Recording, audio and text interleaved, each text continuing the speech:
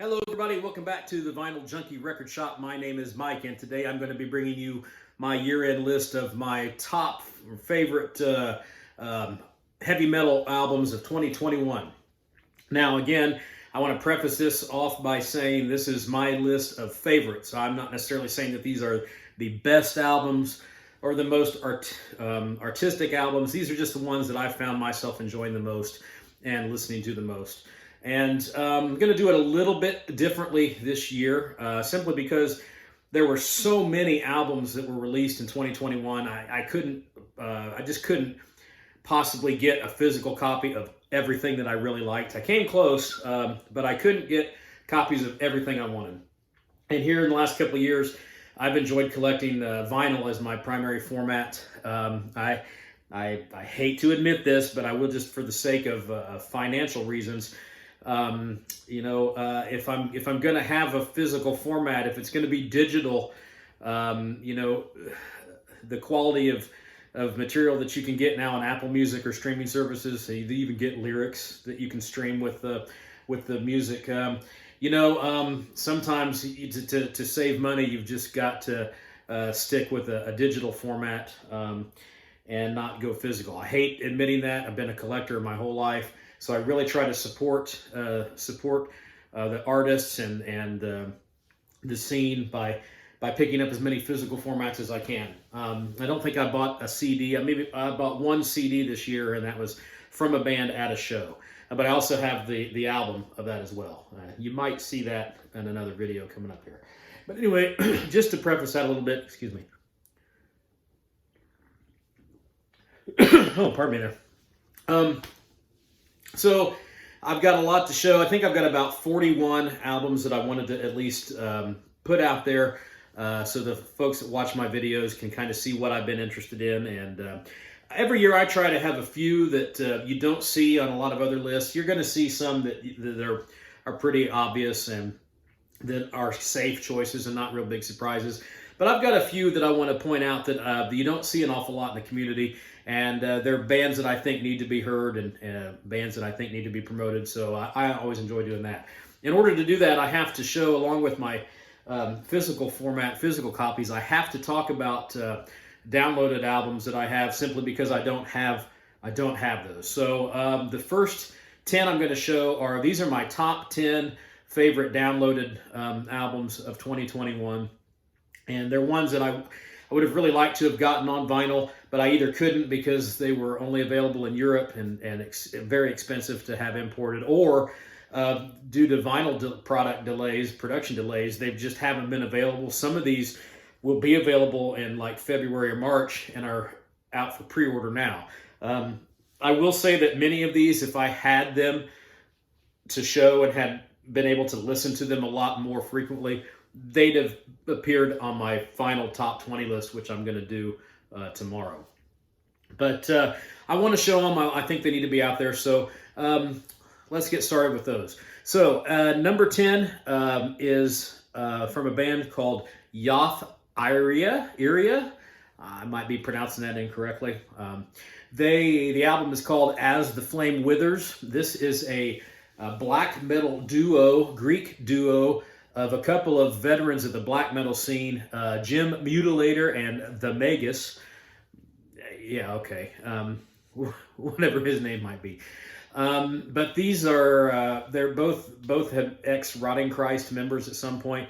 Like black metal is not really my thing. I'm not a big black metal fan. And it seems like there's been a black metal explosion in the metal scene over the last few years. And black metal is very popular in a lot of the websites. Some sites will only cover really extreme black metal.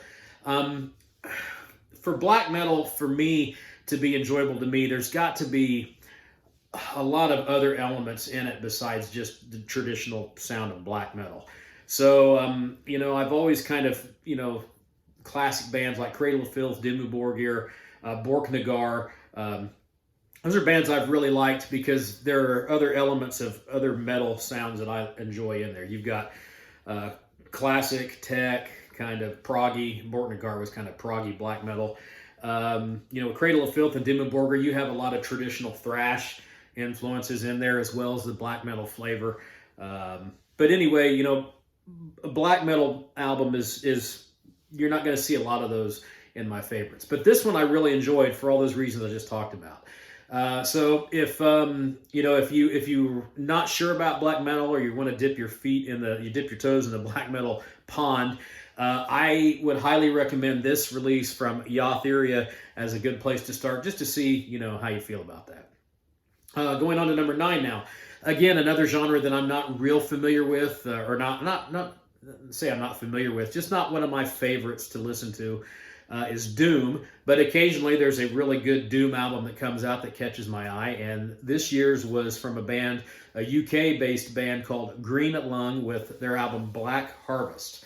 And this is a typical Doom with kind of 70s prog flavor. Think a little Jethro Tull, a little Thin Lizzy, classic 70s metal, proto rock, Deep Purple even. There's a lot of really good keyboard work on this album that gives the Doom kind of an extra propulsion as it goes through the speakers. Very good songwriting, very catchy.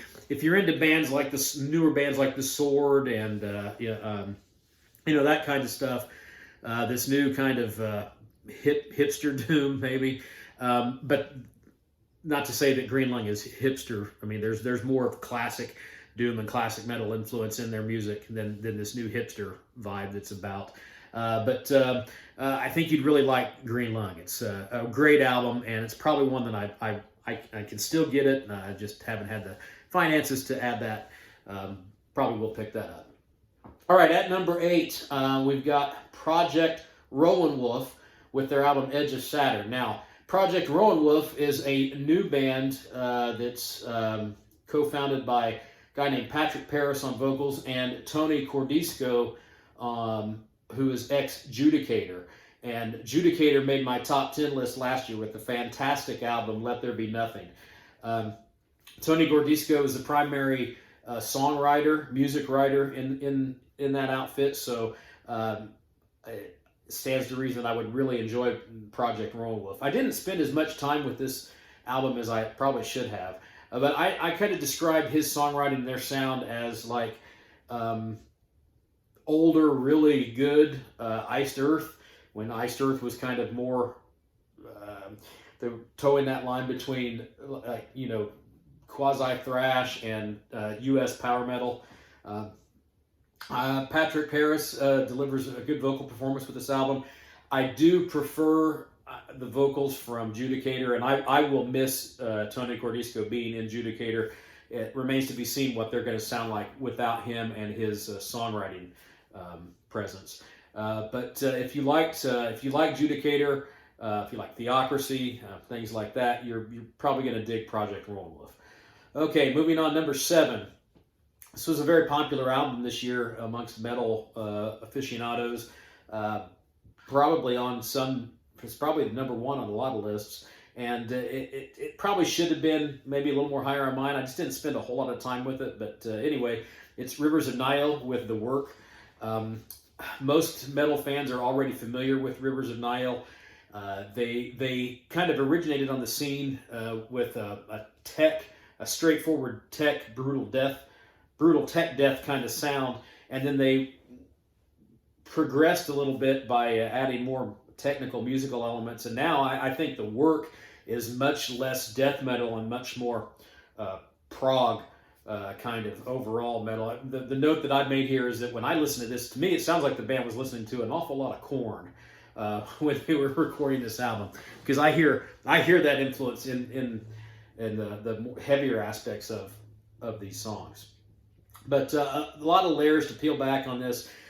Fantastic musicianship, great songwriting, and if you like good music, good heavy metal music, there's no reason why you would not like The Work by Rivers of Nile. Okay, number 6, I have Solstice with Casting the Die. This is a Florida thrash outfit that's anchored by kind of a veteran of the thrash scene, Alex Marquez, on drums. Alex made his, I believe he made his recording debut with Malevolent Creation, the Retribution album. So this is kind of like classic Florida thrash with some that classic Florida death metal influences in there. Also,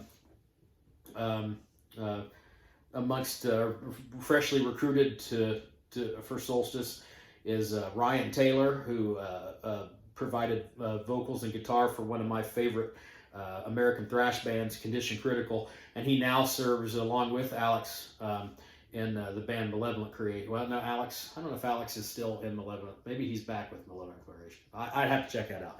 Correct me if you know that for sure. But anyway, Ryan is now the guitarist vocalist for Malevolent Creation, and I know the guy is a great dude. He's been involved in a lot of metal projects, and this Solstice album is a very good American thrash with kind of a little bit of death over. So there's also a lot of really good groove in there, and I don't have the bass player's name, but the bass guitar work on this album is really, really good. Moving on to number 5, I have Rectify with The World Enslaved. Rectify is another one of bands that I found last year with their fantastic The Powers That Be that made my top 5 list. This is a band that's anchored by a guy named Matt Hanchuk out of Canada. It also features Greg Christian on bass guitar. Alex Marquez, who we just mentioned from Solstice, is credited as being a member of Rectify, but I don't believe he's recorded on these albums. Anyway, excuse me. The World Enslaved is a good follow-up to Powers That Be. I must just, sake of full disclosure, I enjoyed the Powers That Be more because there was a change in vocalists, and I prefer the vocalist on that album than on this new album. Greg Wags Wagner is the new vocalist. He's not a bad singer at all. I just prefer the style of that appeared on Powers That Be. But this is just straightforward, really good thrash metal with traditional metal flavors, power metal flavors. Lots of good guitar soloing, lots of great riffing. Just the kind of thrash metal that we all grew up with and loved if you're my age. And it doesn't sound old or rehashed. It's fresh sounding, and it's an excellent thrash album. The more time I spend with it, the more I will probably enjoy it. Okay, number 4. This was a band that I was unfamiliar with, and thanks to a lot of watching some of the other lists and watching the other videos from other metal fans, I kind of got turned on to this band, and I really enjoy this record. This is the band 1914 with their album Where Fear and Weapons Meet. This is Ukrainian black death doom kind of metal. You throw all those things into a blender and you'll get kind of the sound they have. It's not overwhelmingly blast beaty, shrieky black metal like you get from typical Norwegian bands. The unique factor with 1914 is that their music is based on World War I themes. So there's some history to be learned listening to this music, and they really create an atmosphere and a vibe that makes you think about what it might have been like to experience the horror of what World War I was in the world back in the early 1900s. So highly recommended. Check this out. I'm definitely going to, this is available for pre-order, and I think it's going to be released in February. I'm definitely going to pick this one up on vinyl. It's a very compelling listen. I'd highly recommend it. All right, number 3. Another album that I wasn't typically not really something I would like, but thanks to the push that everyone else has made for this band, I gave it a listen, and every time I listen to this album, I find myself enjoying it more and more. And this is from the band Worm. The album is Foreverglade. This is a Florida death doom outfit. The vocals are very, very rough and guttural, and definitely an acquired taste. But there's an awful lot going on in this album. The guitar work in this album is absolutely fantastic. And again, not a huge death doom, death metal. My favorite death metal is the slower, the kind of slowed down death metal that just really rolls you over like a steamroller. The big, thick, meaty riffs and grooves, kind of like you would get with Obituary, and Obituary being kind of the one of the originators of that Florida death metal sound. To no surprise, you're going to hear a lot of that in Worm's music. So this is just, like I said, there's a lot going on here. The songs are long and expansive, a lot of tempo changes, a lot of great guitar work. Again, every time I listen to this, I find myself enjoying it more and more. I have this one on pre-order, but again, because of the vinyl shortage, it's going to be a while before it gets here. But a fantastic record. Again, if you're not quite sure about the death and doom and that kind of thing, I would say give this a chance. And just if you like, there's a lot of other elements of other kind of metal sounds in this album that would appeal to you. So a great album, highly recommended. Worm for Everglade. All right, moving on to number 2. This was one that a lot of people were really high on earlier on in the year. This came out pretty early. And, I gave it a listen on digital formats, and I thought, yeah, okay, it didn't really grab me. And then toward the end of the year, you go back and you think about albums that everybody else really likes that you maybe didn't connect with. I'll give it a second listen. So I found myself listening to this on the way home from work the other night, and the literal reaction I had to this was jaws open, big smile on my face, repeatedly saying, "Holy shit, this is good." So I'm not sure why it didn't connect with me the first time around, but really good. So the band is Iotan, and the album is Access All Worlds. This is a Danish band that is primarily, I think, prog metal with some death sprinkles in there. Not a lot of blast beating, occasional quick tempos like that, but you'll have more. And the harsh vocals are more death kind of influenced, but they're interspersed with a clean vocal sound that's very unique. And the clean vocals in this album are almost like a perfect combination of your traditional clean heavy metal kind of singing with a tone and timbre of doom.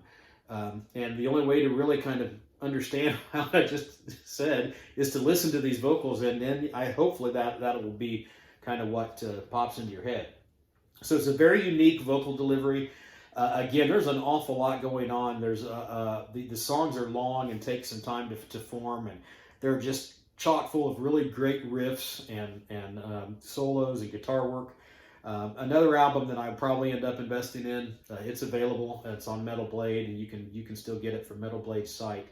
But Iotan, Access All Worlds, really good, unique heavy metal music. And then the number 1 on my list, this album came out late in the year. I think it came out late November. It's, again, in order for me to get this on vinyl, I've got a pre-order. It's actually available now through Cruz del Sur, their European site. So the album's not very expensive, but it's like almost a little less than $20 to just get it shipped over here from Europe. But it's certainly worth that investment. I'll probably end up getting it. If I had it now, I guarantee this album would probably be on my top 5 list, because the first time I listened to it, I thought it was that good. I haven't spent nearly as much time with it, but the more I will listen to this, I'm sure the more it's going to really resonate with me. And the band is Tower, and the album is Shock to the System. Now, this is New York traditional metal with lots of 70s flavor and sparkle, and it's highlighted by great female vocals from a gal named Sarah Beth Linden. Her performance in this is absolutely stellar. The vocals are amazing. The guitar harmonies and leads and riffs are just very catchy. Choruses are very ear catching, earwormish. You're going to like this record if you like heavy metal, 70s rock, all music heavy from like 1965 on. If you like Deep Purple, if you like Thin Lizzy, if you like Judas Priest, if you like Iron Maiden, you're going to like Tower because you're going to hear a lot of those elements within their sound.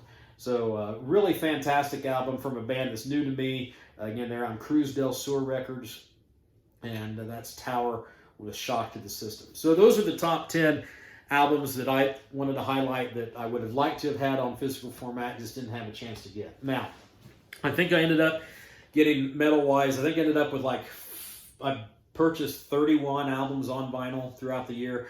I'm going to show my top 20 later on, but that leaves 11 that I actually have that I want to go through, that I want to show, that were enjoyable enough for me to want to actually get on physical format. So let's get started into that. The first one I'm going to show, I think this might be the first or second, I think this is the second album that I bought in 2021. And I really enjoyed this from the time it came out.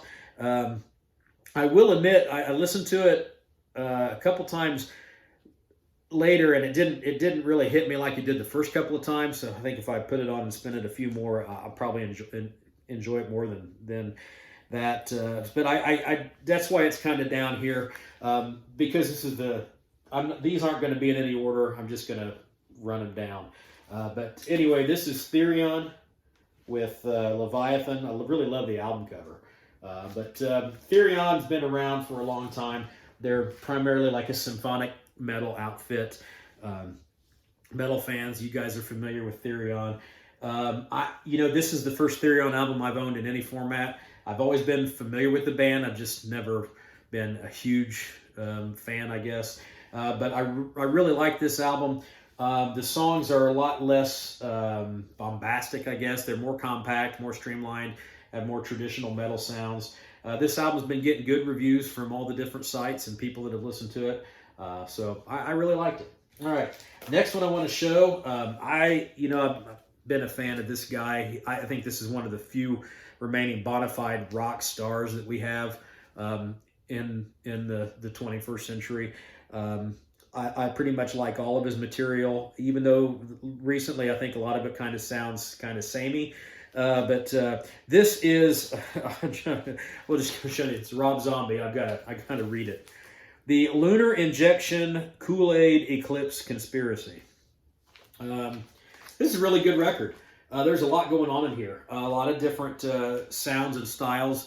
There's thrash, there's doom, there's even some really fast sounding, you could maybe say death. There's alternative, there's lots of different things going on. The guitar work provided by John Five is spectacular, and there's a lot to kind of dig in and hear the different things that are going on this. So I recommend the new Rob Zombie quite a bit. Okay, another one. This has been number one on a lot of lists. I really like this album. I really like the band. I just for some reason I just wanted to feature some other bands in my higher ups. This is a great album. I haven't listened to it nearly as many times as I should, but the music is amazing. This band really seems to not really be doing anything wrong these days. But this is a new Gojira with Fortitude, I think Amazonia is the one song that I really like. That song.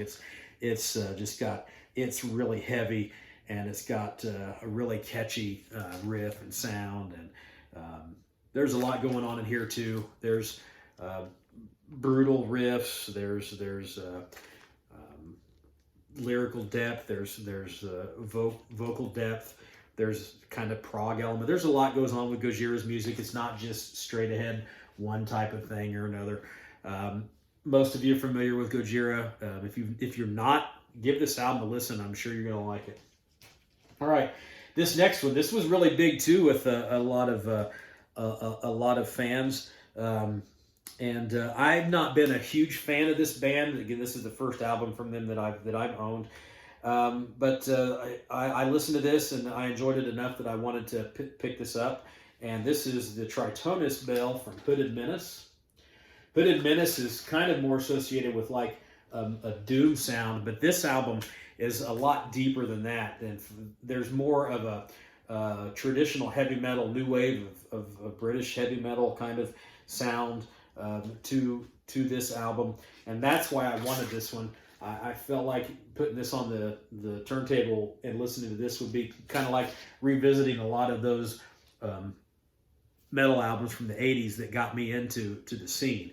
And the doom element from that, like, 80s Candlemass, Witchfinder General, things like that, that were part of that new wave of British heavy metal scene, more so than doom. I mean, doom was the flavor of the sound, but the sound and the band itself was part of that scene. So this is a little more expansive. I've not listened to it a whole lot. What I have listened to, I like, and I felt like I wanted to have it on vinyl.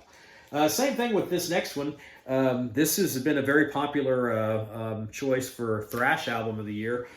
This is Empyrean by Paranorm, and they are on one of my favorite up-and-coming labels, Redefining Darkness. You're going to see some Redefining Darkness, quite a few artists from that label today in my final list.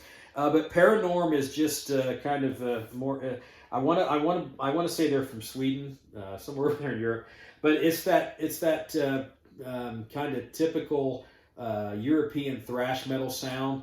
They don't have a lot of that American flavor, like as far as the East or West Coast metal, thrash metal. They're more of that, straight ahead European thrash. This is got some science fiction themes to it. There's a lot of good stuff on this album. A lot of great guitar work, a lot of harmonies, solos. The only disappointing thing about the vinyl is the vinyl only has 6 songs on it. The CD comes with like 9. So I don't know if because of the vinyl shortage, they kind of wanted to shrink it down a little bit and not make it a double album. But be advised of that if you're seeking this out on vinyl. You're only going to get 6 tracks, albeit it's still they're about 40 minutes. The album's about 40 minutes in length, but there's at least 2, maybe 3 tracks that are not on the vinyl that you will get with the digital download or with the CD. But again, that's Paranorm with Empyrean, really good thrash. Okay, another one. This was a band that took me by surprise. I did not know who they were, or had not heard of them, but I saw this album come out on one of the metal sites, and they had the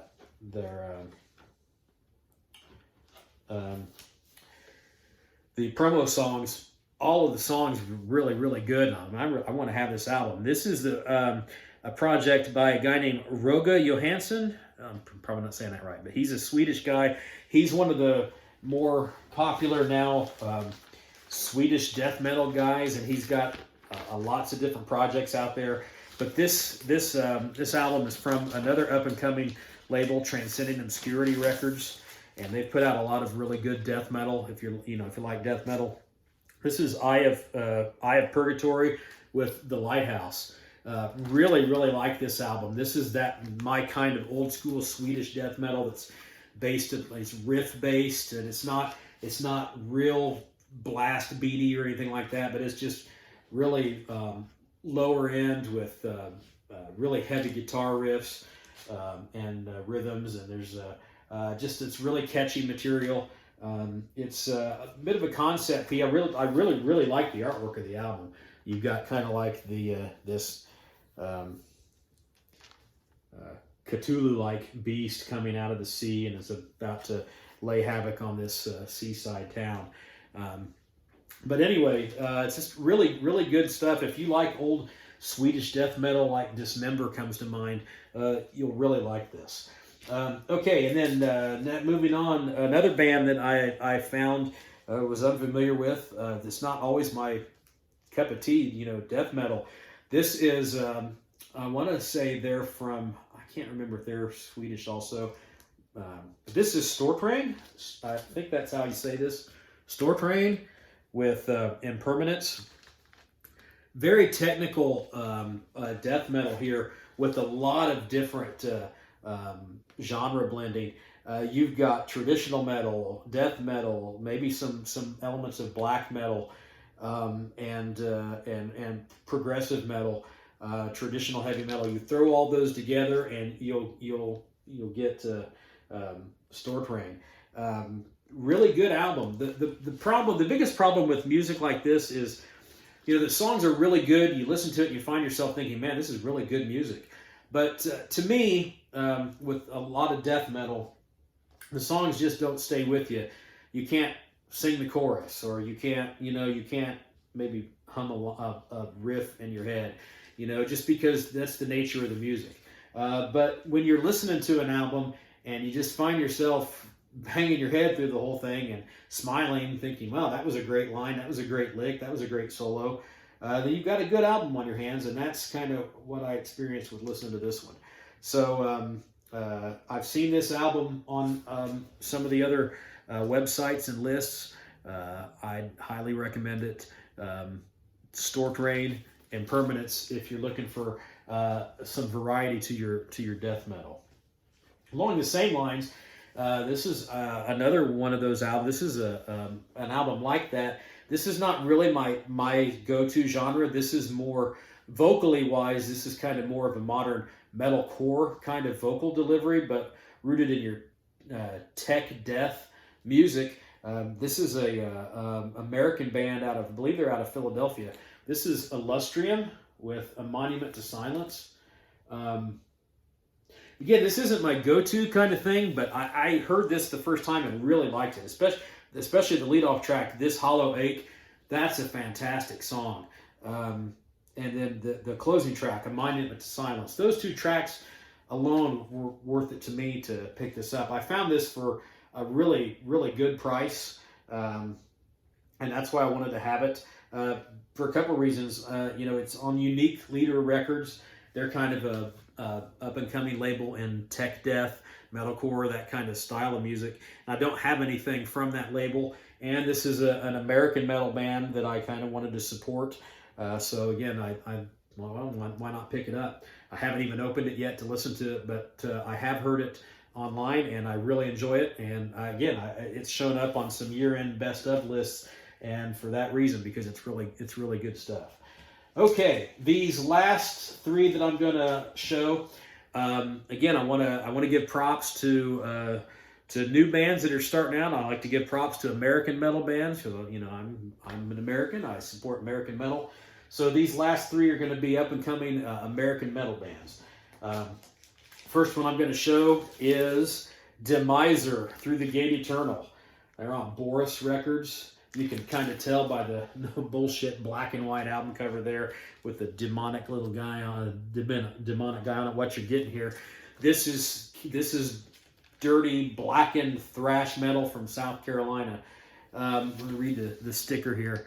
Demiser is whiskey and speed-fueled, demon-worshipping metal from hell.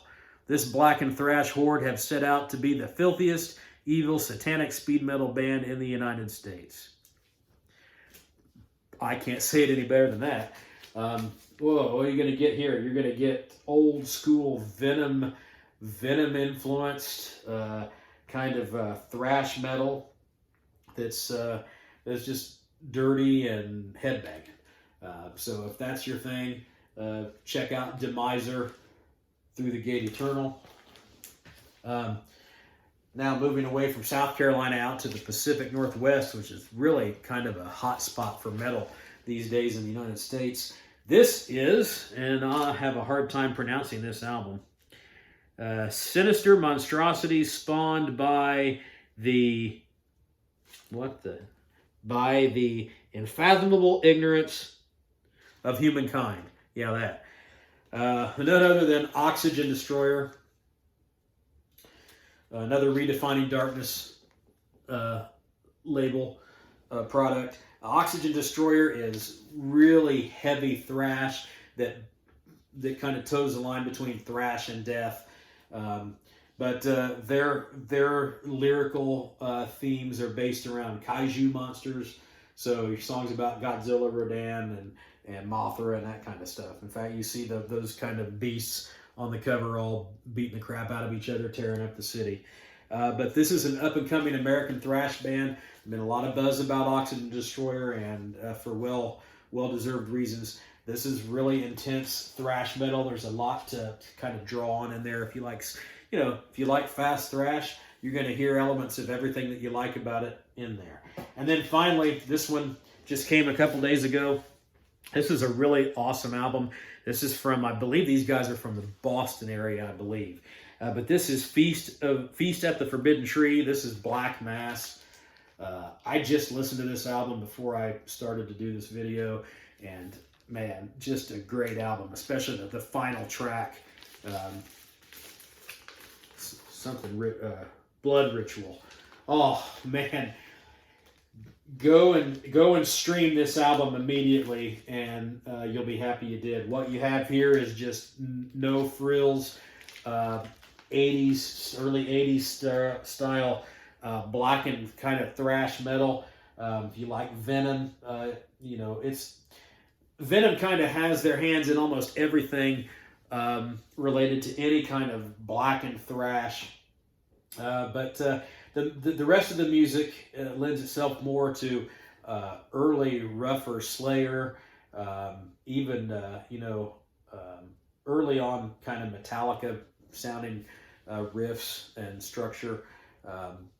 But a really great American metal trio, Black Mass. If you like thrash metal, you're not going to be disappointed in this. So those are 11 vinyl records that I've picked up throughout the year, along with 10 downloaded favorites that I really would have loved to have had. But that's the first half. I've got 20 more that I'm going to do that I've kind of picked as my top 20 of 2021, and I'm going to do that video next. You know, I really encourage you guys to check out some of these bands and some of these albums if you've never heard of them before. There are a lot on this list that were new to me this year, and I'm really glad that I was able to learn about them and become fans of these songs and these bands that I would not have otherwise known about if it weren't for others in the community putting out videos and doing their year-end lists and doing reviews throughout the year. Kudos to all of you. I hope you've enjoyed this portion of my list. Go out and check these bands out, and don't be afraid to let them know that you're metal. Bang your head, throw the goat, and I'll catch you on the flip side.